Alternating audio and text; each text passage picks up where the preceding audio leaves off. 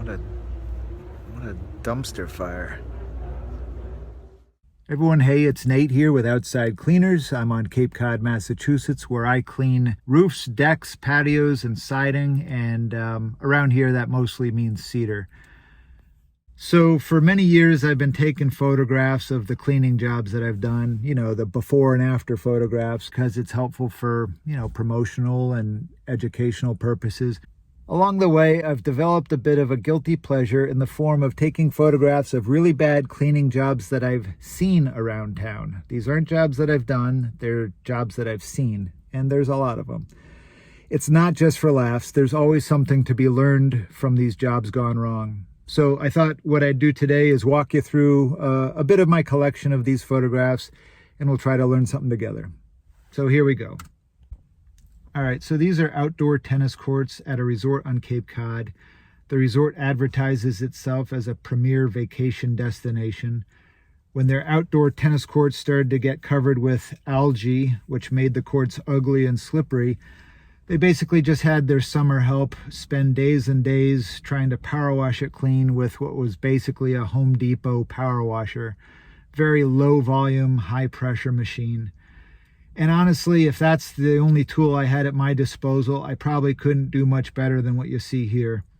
As I've said elsewhere, in videos elsewhere, as far as I'm concerned, the way to clean an outdoor hard court is with a chemical solution followed by a high volume, low pressure rinsing process.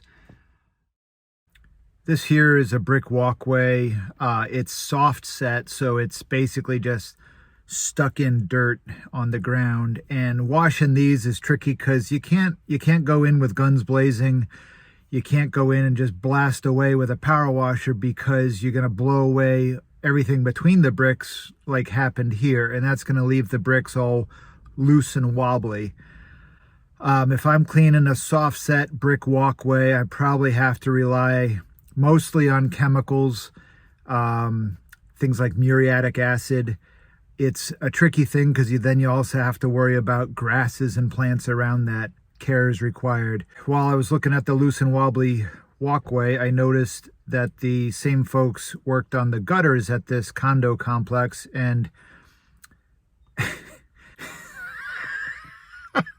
they put the gutter strainers in the bottom of the gutters instead of at the top where they prevent things from clogging the downspouts. Here is the soft wooden enclosure to an outdoor shower. Now, outdoor showers are just about always the nastiest part of the outside of a house on Cape Cod. They're always the hardest to clean. It's, you know, moisture, shade, the whole thing.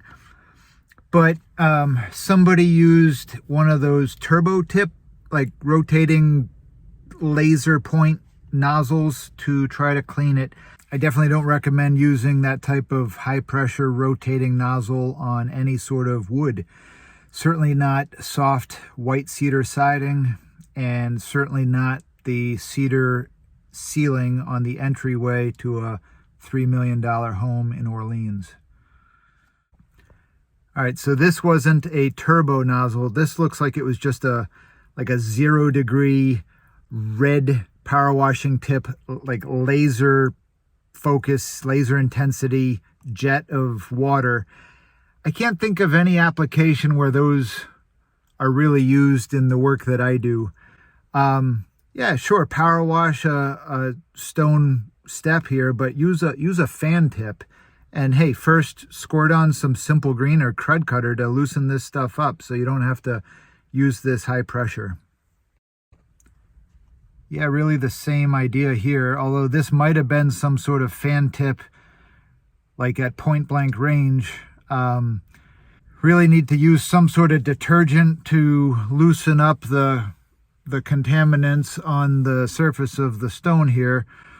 That'll make these marks blend in, but also you gotta use better care to just manage your overlaps and not quite go at it like Zorro. We turn aside about 10 to 15% of the potential work that comes our way because oftentimes exterior surfaces are just beyond the point of cleaning. There's nothing to be done for them. That's especially the case regarding white cedar siding, and especially on the south or west sides of a home where the siding just becomes burnt. It's just cooked. It is burnt pieces of toast that's been neglected, and after 25 years of neglect, there's nothing to be done about it, and trying to clean it at that point is only going to make things worse. I see a lot of jobs that are taken on that shouldn't have been, such as these. These homes, somebody tried to soft wash them, and, you know, again, picture a burnt piece of toast. So they're squirting chlorine bleach all over a burnt piece of toast, maybe making some of it brighter for a few months, but what they're really doing is just stripping out whatever protective oils remain in the cedar. And these things, you can almost watch it daily, just cupping and curling and starting to hang crooked off the siding. And trying to wash cedar that's in this condition, especially by shooting chlorine bleach all over it, all that's doing is just hastening the demise of this stuff. Speaking of chlorine bleach, of course, there's no shortage of examples locally of chlorine overspray leading to permanent chemical stains on wood surfaces. The proliferation of soft washing or shooting chlorine over everything certainly has contributed to a lot of this. You know, it boils down to carelessness. It boils down to trying to work with chlorine on a windy day. It boils down to not pre-wetting wooden surfaces that are nearby that you don't want to get chemical stains on. You know, saturate it with water. So if chlorine gets on your bare siding, it's less likely to leave a burn stain. Also, you know, with all the new high volume pumps, I see a lot of this stuff. Like this guy blowing chlorine all over this picket fence, which, you know, happens to be also shooting right into traffic. Yeah, I know it was chlorine because I could smell it from 2 blocks away. Drivers going by were covering their faces. It was so bad. Give me a break. Use a pump sprayer. Don't use chlorine for this anyway. Use sodium metasilicate. Get a toolbox of chemicals. Oh, if only there was a video. Anyway, that's all I've got time for today. Let me know if you want more. I hope that was helpful to somebody. Bye-bye.